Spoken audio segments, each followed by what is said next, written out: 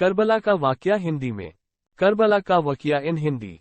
Karbala का वाकया हिंदी में। करबला का वाकया इन हिंदी। यह कहानी ऐस शख्सियत की है जिसके लिए इस्लाम में कहा जाता है कि आपने अपना सिर कटाकर इस्लाम को बचाया।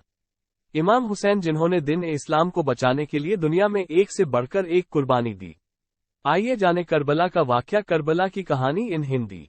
करबला की कहानी इन हिंदी। करबला का वाकया इन हिंदी।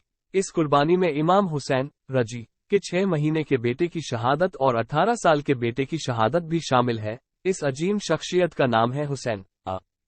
हाँ, यह वही हुसैन है जिनके लिए मोहम्मद साहब सर ने कहा था कि हुसैन मुझसे है और मैं हुसैन से, लेकिन फिर भी इंसानियत का दुश्मन यजीद नाम के शख्स ने इमाम हुसैन का कत्ल कर दिया, क्योंकि याजिद चाहता था उसकी हर बात मानी जाए और इमाम हुसैन यजीद को खुदा माने। सुन्नी मुसलमान के चौथे खलीफा और शिया मुस्लिम के पहले इमाम हजरत अली के दूसरे बेटे हैं हुसैन। पहले बेटे का नाम है हसन। पैगंबर मोहम्मद साहब की बेटी का नाम है फातिमा, जो कि हुसैन की मां है। इस तरह पैगंबर मोहम्मद साहब हुसैन के नाना है। हुसैन को शिया मुस्लिम अपना तीसरा इमाम मानते हैं, पहले इमाम हजरत अली और दूसरे हसन, इनके बाद हुसैन। करबला का वाकया हिंदी में। करबला का वाकया इन हिंदी। मुसलमानों के मुताबिक हुसैन रजी करबला अपना एक छोटा सा लश्कर लेकर पहुंचे थे। उनके काफिले में औरतें भी थीं, बच्चे भी थे, बूढ़े भी थे। इस्लामी कैलेंडर के मुताबिक 2 मुहर्रम को करबला पहुंचे थे। 7 मुहर्रम को उनके लिए यजीद ने पानी बंद कर दिया था और वो हर हाल में उनसे अपनी स्वाधीनता स्वीकार कराना चाहता था। हुसैन किसी भी तरह उसकी बात मानने को राजी नहीं थे। 9 मुहर्रम की रात इमाम हुसैन ने रोशनी बुझा दी और अपने सभी साथियों से कहा कि मैं किसी के साथियों को अपने साथियों से ज्यादा वफादार और बेहतर नहीं समझता। कल के दिन हमारा दुश्मनों से मुकाबला है। उधर लाखों की तादाद वाली फौज है, तीर है, तलवार है और जंग के सभी हथियार हैं। उनसे मुकाबला मतलब जान का बचना बहुत ही मुश्किल है। मैं तुम सबको खुशी इजाजत देता हूं कि तुम यहां से चले जाओ, मुझे तुमसे कोई शिकायत नहीं होगी। अंधेरा इसलिए कर दिया है कभी तुम्हारी जाने की हिम्मत ना हो। ये लोग सिर्फ मेरे खून के प्यासे हैं। यजीद की फौज उसे कुछ नहीं कहेगी जो मेरा साथ छोड़ के जाना चाहेगा। कुछ देर बाद रोशनी फिर से कर दी गई, लेकिन एक भी साथी इमाम हुसैन का साथ छोड़ के नहीं गया।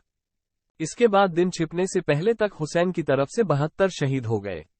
इन 72 में हुसैन के अलावा उनके 6 माह के बेटे अली असगर, 18 साल के अली अकबर और 7 साल के उनके भतीजे कासिम हसन के बेटे भी शामिल थे।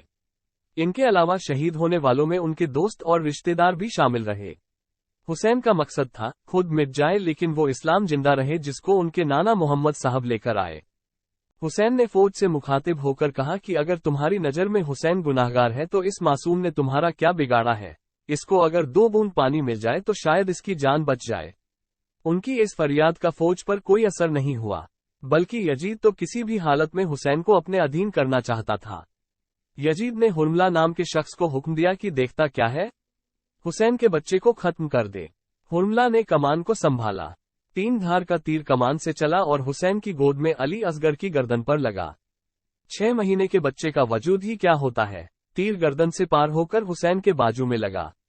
बच्चा बाप की गोद में दम तोड़ गया। 71 शहीद हो जाने के बाद यजीद ने शिम्र नाम के शख्स से हुसैन की गर्दन को भी कटवा दिया। बताया जाता है कि जिस खंजर से इमाम हुसैन के सिर को जिस्म से जुदा किया, वो खंजर कुंद धार का था और ये सब उनकी बहन जैनब के सामने हुआ। जब शिम्र ने उनकी गर्दन पर खंजर चलाया तो हुसैन का सिर सजदे में बताया जाता है, यानी नमाज की हालत में। मुसलमान मानते हैं कि हुसैन ने हर जुल्म पर सब्र करके जमाने को दिखाया कि किस तरह जुल्म को हराया जाता है। हुसैन की मौत के बाद अली की बेटी जैनब ने ही बाकी बचे लोगों को संभाला था, क्योंकि मर्दों में जो हुसैन के बेटे जैनुल आबेदीन जिंदा बचे थे वो बेहद बीमार थे। यजीद ने सभी को अपना कैदी बनाकर जेल में डलवा दिया था। मुस्लिम मानते हैं कि यजीद ने अपनी सत्ता को कायम करने के लिए हुसैन पर जुल्म किए। इन्हीं की याद में शिया मुस्लिम मुहर्रम में मातम करते हैं और अश्क बहाते हैं। हुसैन ने कहा था, जिल्लत की जिंदगी से इज्जत की मौत बेहतर है। ये थी कत्ले हुसैन असल में मर्गे यजीद है। इस्लाम जिंदा होता है हर करबला के बाद।